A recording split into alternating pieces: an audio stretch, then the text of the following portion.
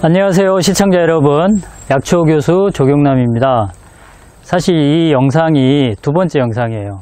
첫 번째 영상을 찍었는데 음성이 들어가지 않았거든요. 그래서 그 영상은 어쩔 수 없이 버리고 다시 찍습니다. 두 번 연속 같은 일을 한다는 거 굉장히 힘든 일이거든요. 자, 저는 여기가 땅끝마을이에요. 해남 땅끝마을. 그리고 앞에 바다를 좀 볼까요? 앞에 보이는 이 바다는 완전 남해안이죠. 땅끝이니까 완전 남해안에다가 저 건너편에 보이는 섬처럼 보이는 게 이제 완도입니다. 땅끝마을하고 완도 사이에는 저게 무슨 양식을 하는지 모르겠는데 양식장이 엄청 많이 있네요. 굉장히 조용한 마을이네요. 조용하고 평화롭고 또 어떤 수식어를 붙여야 되나요? 너무 좋습니다. 자, 오늘 이곳에서 여러분께 소개할 약초는 나무입니다. 그리고 약용하는 부위는 그 나무의 열매인데요. 나무 이름은 광나무입니다. 광나무는 이렇게 남부 해안가 지방, 그러니까 말하자면 좀 따뜻한 지역에 와야 볼 수 있어요. 자생하는 것을. 저는 제가 묵고 있는 이게 펜션이거든요. 그래서 이 펜션 주변을 이렇게 산책을 하다가 와, 광나무가 너무 많이 있는 거예요. 이건 이 펜션 주인이 심어 놓은 게 아니고 이 산에 야생하는 겁니다. 그래서 제가 여러분께 광나무를 보여드릴 텐데요. 먼저 미리 이제 말씀드릴 게 한 가지가 있어요. 제가 한 2주 전에 경상북도 인재개발원에 특강을 갔었는데 좀 일찍 도착해서 그 인재개발원 정원을 거닐었거든요. 근데 이 광나무가 있는 거예요.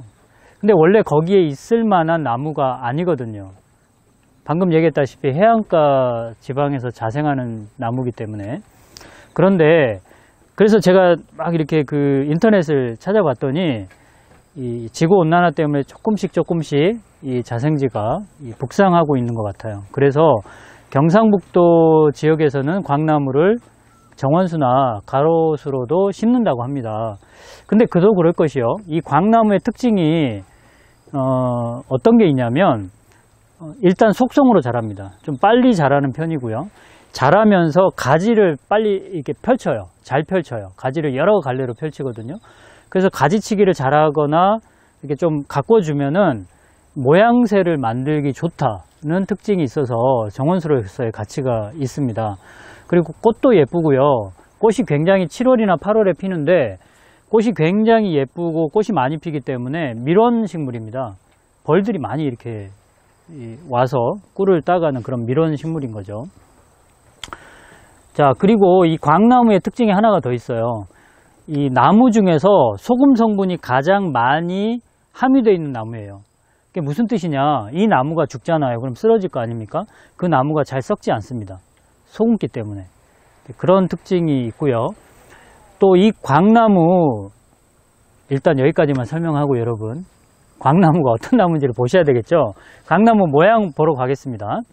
자, 앞에 보이는 게 광나무입니다. 지금 이 옆에 있는 이 나무 말고요, 이 중앙에 있는 이 나무를 보시면 돼요. 먼저 잎의 모양을 볼게요. 자, 제 손하고 잎의 모양을 좀 비교를 해 볼게요. 이런 형태를 지니고 있고요. 제가 잎을 이렇게 손으로 만져보면 어떤 느낌이 드냐면 딱딱한 종이, 그러니까 우리 그 교과서로 따진다면 안에 있는 그 내용이 적혀 있는 그 부분의 종이 말고 커버 종이를 만졌을 때의 느낌처럼 여기가 굉장히 이렇게 딱딱하거든요. 그런 특징이 있고요. 이 광나무는 상록식물이에요. 그래서 겨울에도 잎이 이런 상태입니다. 그래서 광나무를 한자로 또 어떻게 쓰냐면 정목 또는 여정목이라고 하거든요. 그리고 우리가 그 광나무에서 약용하는 부위는 열매인데요. 그 열매 이름이 여정실. 왜 그러면 정목, 정실 뭐 이런 얘기가 들어가 있냐면 이게 지금 해안가 지방에서 이 해풍을, 강한 해풍을 맞으면서 살잖아요. 그래서 이 고난과 역경을 디디면서도 정결을 지켰다라는 의미로 이 여성분들이 정결을 지키는 그런 의미를 담아서 정목 또는 여정목, 그 다음에 그 열매를 여정실이라고 했습니다.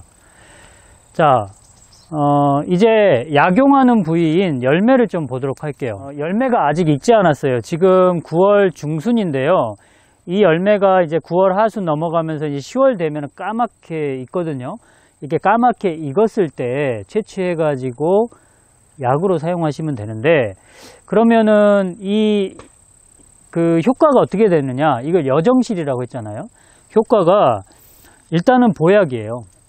그래서 여러분들이 그러니까 독성은 없습니다. 독성은 없으면서 보약이기 때문에 섭취하기에 큰 문제가 없는 약인데, 특별히 어떤 효과가 있냐면 허리가 아픈 사람, 그리고 무릎이 아픈 사람, 근력이 떨어진 거죠. 그런 사람에게 상당히 도움이 되고, 또 생식 기능을 좀 강화하는 효과가 있기 때문에 정력이 떨어진 사람, 특히 이 비뇨기 계통에 문제가 있는 사람, 예를 들면 전립선 비대증, 이런 질환이 있는 사람에게 상당히 이제 도움이 되는 약초입니다. 그러니까 한마디로 얘기하면 이 몸이 약해져서 어떤 조직이 퇴화되고 노화되고 퇴행성이 되었을 때 활용하는 약초라는 뜻인데, 이 여정실이 열매잖아요. 여러분, 열매는 그 나무에 DNA가 있잖아요. 그리고 내년에 또 그 열매가 떨어져서 또 거기서 싹이 나야 된다면 이 열매가 자랄 수 있게끔 영양분이 또 어느 정도는 있어야 되잖아요.